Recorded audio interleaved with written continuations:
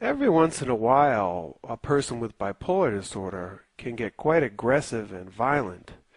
They may even go into a complete rage. And these aggressive outbursts can even be turned towards themselves in the form of suicide. And as psychiatry would have it, the reasons for these violent outbursts and suicidal tendencies are because you're mentally ill. But if that were the case, how is it that Soteria House was able to take care of over 200 people with acute schizophrenia over 12 years, leaving them completely unmedicated? In fact, the book Soteria reports that only 10 minor injuries happened over that time period among the staff members, and no major injuries at all. And what on earth was John Weir Perry thinking at his clinic Diabasis, where he created a rage room which encouraged people to get in touch with their anger and express it in a controlled and protective setting? So once again, I found myself a little confused. Did bipolar disorder cause violence, aggression, and suicide? Or was something else going on beneath the surface? So to get a deeper understanding of this problem, I went to my bipolar friends at newlightbeings.com, a social network, and I asked them, what do you think made you violent or aggressive? And in another question, I asked them what made them think of committing suicide if they had it all. And what I found out from the responses was that, while yes, when the ego collapses and a person goes into psychosis, there is repressed aggression that can occasionally come out. However, for many bipolar people, our aggression doesn't rear its ugly head until we're in the hands of the system that is supposed to be taking care of us. And at least initially, it's usually the system that is a lot more aggressive with us than we are with it. I've never been violent unless you include struggling to get away from the police, who are violent to me. Then once hospitalized, the person in psychosis will often find themselves in the middle of a violent, absurd nightmare. The confrontation with the cold and violent reality of the hospital, restraining, chemical and physical prisons, was just not understandable to me. I only became aggressive when trying to defend myself from needles or other perceived threats. When I got to the hospital, I got strapped to a bed, and the doctor came in with a big needle. I started yelling really hard, "You are killing me! You are Bush!" Speaking personally, I think that my aggression came out of the deep knowledge that I was experiencing something vitally important and sacred, and that my hospitalization was interfering with this process. Or as one New Light being described, I believe this rage is some form of primal defense or warning. Try and remove a lion cub from the pride, and the lioness will stop at nothing to kill you.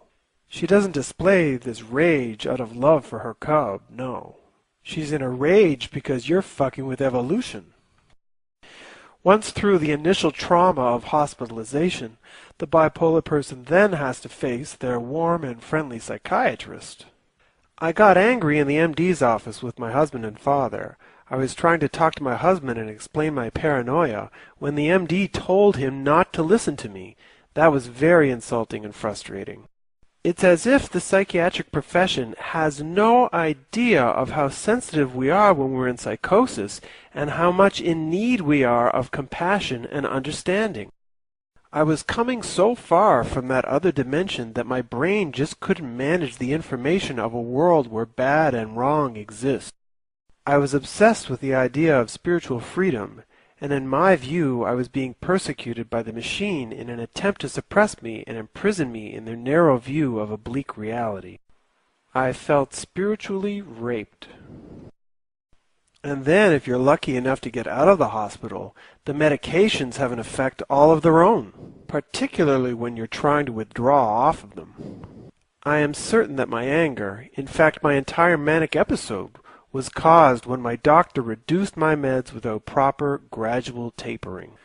Ritalin is apparently something nobody should go on because it causes uncontrollable fits of rage when it wears off. Effexor, an evil poison if there ever was one. The bipolar New Light beings also felt that medications had a very strong connection to the suicidal tendencies as well. Feeling like you're poisoning yourself every time you put a chemical clump of crap into your mouth is a slow form of suicide in some ways, isn't it? It was for me. To me, the reasons for wanting to kill yourself are much more complex. but the relationships to meds can be a hell of a good trigger. But it's not only the world of psychiatry that can make us violent, angry, and suicidal. It's the way we're received by our friends and family as well.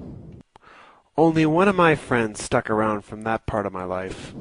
What hurts me most is how they look at me like I'm the Frankenstein monster, and how they disregard everything I say because I'm crazy to them.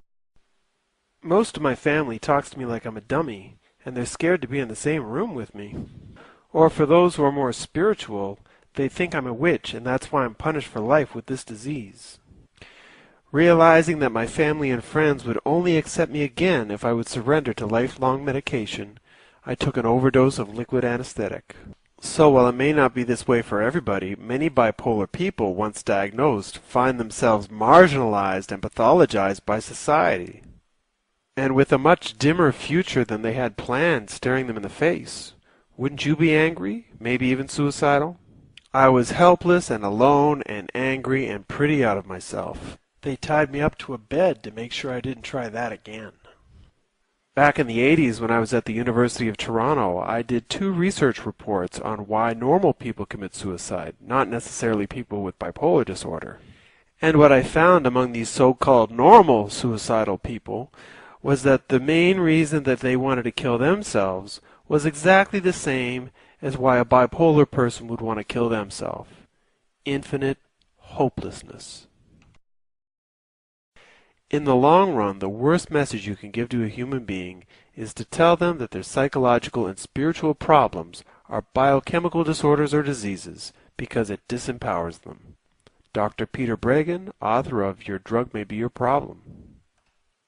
So, with this deeper understanding of why people are aggressive and suicidal, maybe we can start to understand this suicide note written by one of our new light beings.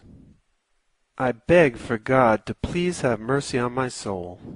My soul is only the victim of my mind. Please release me of this world that shows no mercy to me, and allow my body to lay in the ground.